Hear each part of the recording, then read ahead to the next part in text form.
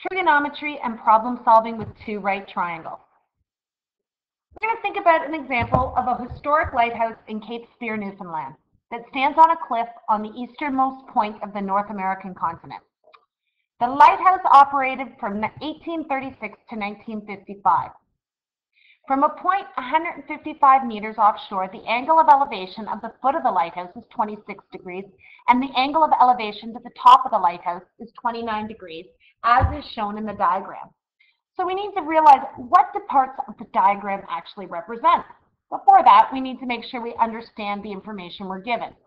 And really, most of the stuff in the first two sentences is just information that's background, maybe interesting, but doesn't help us with the question. We know we're 155 meters offshore. We know the angle of elevation to the foot of the lighthouse is 26 degrees, and the angle of elevation to the top of the lighthouse is 29 degrees. Wants us to tell them what's represented by the line segment CD and the line segment BC. So if I look at this, the angle of elevation to the foot of the lighthouse is here. So this is where the bottom of the lighthouse is.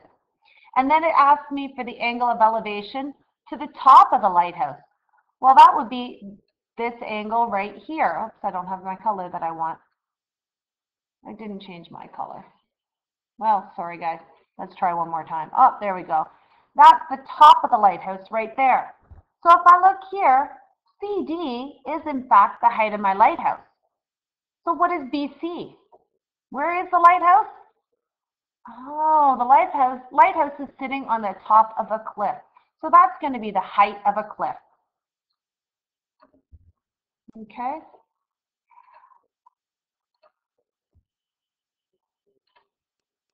Use trig to write an expression that expresses BC in terms of angle BAC and side B. So if I look at that, BC is this piece here. BAC, oh, well, that's that 26-degree angle, and side AB. Well, if I think about that, I've got this angle here. This side's making up my angle, so that's my adjacent side. This side here, I can draw a line across the triangle, so that's my opposite. So that involves the use of the tangent ratio. So tan of BAC is tan of 26. Oh, sorry, I didn't even put the angles in there. Tan of BAD is BC over AD, and I can rearrange that equation by multiplying both sides by AB to eliminate it in the denominator of the right side. And I can substitute in AB, which is 155, and tan of angle BAD, which is tan of 26 degrees. Then I can use my handy-dandy calculator and evaluate it. And if you don't get this if you don't get this answer on your calculator may not be in degree mode, or you're having difficulties with how to evaluate a trig ratio on your calculator and you need to ask. If I want to write an expression that expresses side BD, oh, that's this whole side here, in terms of angle BAD. Okay, BAD, well, that's that bigger angle, and side AB, so that I want to use that whole side. Again, I've got my adjacent side, which is 155, and I have my opposite side. So tangent of angle BAD is BD over AB, and I can multiply both sides by AB to isolate for side BD. And then if I substitute in 155 for AB and 29 degrees for angle BAD, I can then pick up my handy-dandy calculator again and evaluate the ratio. So now, how can I find the height of the lighthouse? I want the height of the lighthouse. Let's see, what do I want to do here? Height of the lighthouse to the nearest tenth of a meter.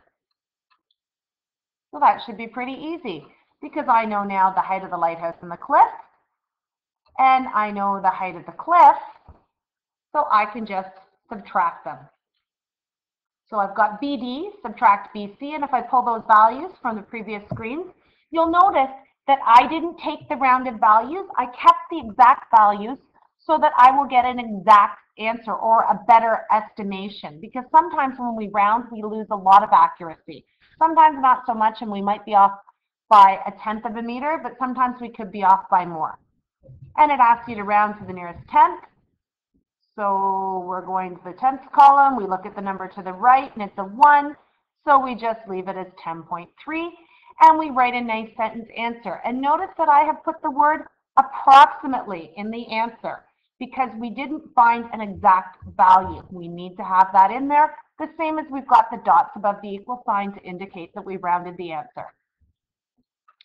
Now, what's the angle of depression? Angle of depression from point A, of point A, from the top of the lighthouse. Angle of depression, I always need to start with a horizontal, and I'm going to point A, so I want that angle in there.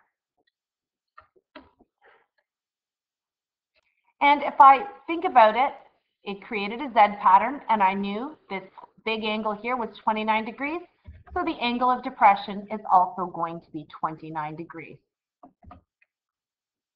Last question, now we're going to get to an example. We're going to solve for an unknown in two triangles that are joined together and share some information, or can have some information that will relate one triangle to the other.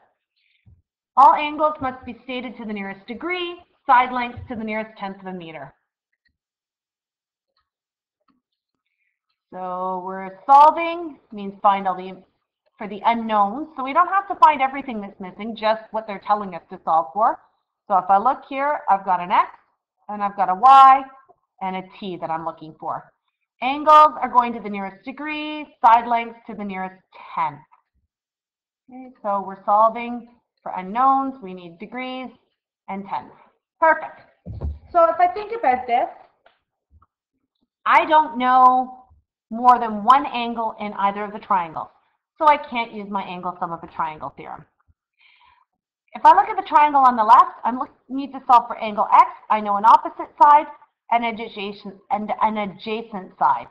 So that tells me I can use the tangent ratio to solve for angle X. Oops, I have too much information on that page. I don't want to show you that yet. So tan X is 54.8. Sorry guys, bear with me. I'm using a mouse today. I don't have the Mobi. Divided by 45.2. And then I'm going to use the inverse tan button on my calculator to solve for X. Change.